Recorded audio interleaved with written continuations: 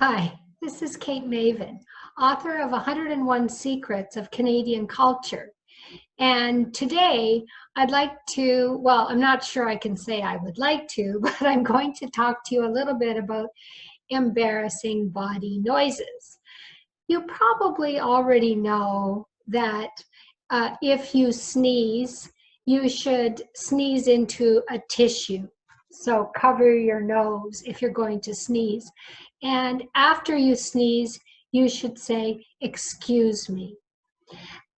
If somebody sneezes and they say, "Excuse me," or "Pardon me," what you should say is, "Bless you." Um, it's a, it means, I hope you have good health. So sneezing is normal. It happens with allergies. Right now, because of the pandemic, people are a little bit more paranoid about sneezing than they used to be. If I was out in public, I would keep a mask on. So that wouldn't be, I wouldn't have to worry about using a tissue. The rule right now is if you cough, you should cough into your elbow.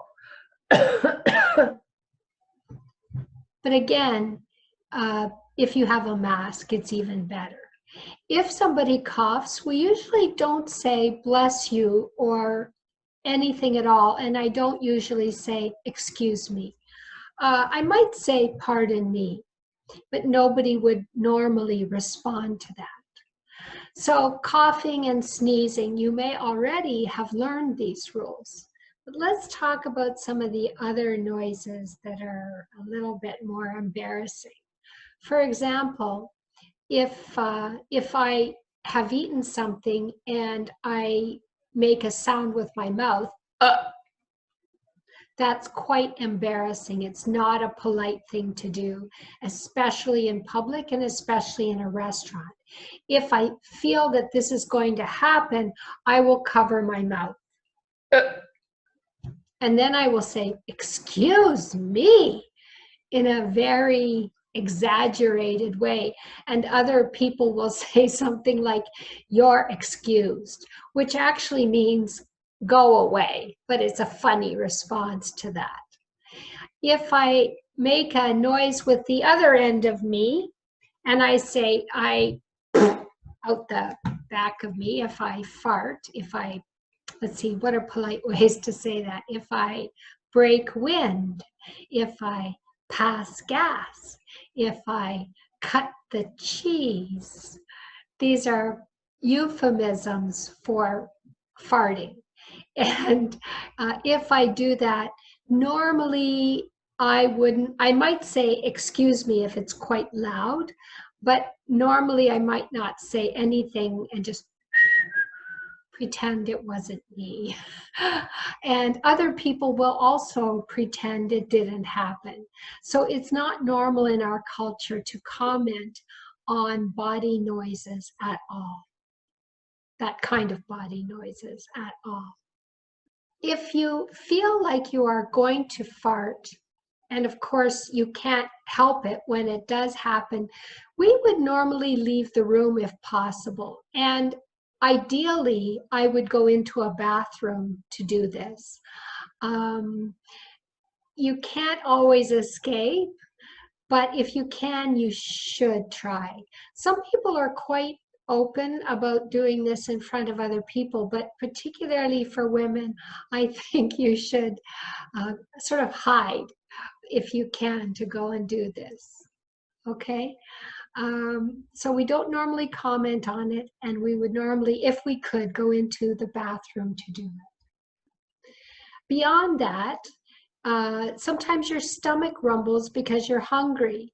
Again, nobody would normally say anything about a stomach gurgle sound, oh, your stomach making a funny sound because you're hungry. But if I was going to be doing something like I'm doing right now, where I'm recording a video, or if I was teaching a group, I would make sure that I ate something before I started in order for this not to happen. Related to this idea of body noises is spitting, to have the liquid in your mouth and to get rid of it is quite rude in our culture. And it is not something that we would do. I would never do it, and I would certainly never do it in public. I I don't think I have ever done it in my life. But I know some people feel that they need to do this to clear their throat. If I felt I needed to do this, I would do it into a tissue. So, and I would turn my back, I think, to make it more private. And I might say, pardon me when I did it. And if somebody did this and said, pardon me, normally we would not respond in any way.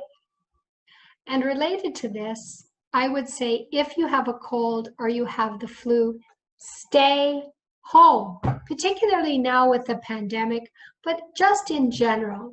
Some people seem to come to school or they seem to come to work when they are sick, and nobody appreciates you sharing your germs.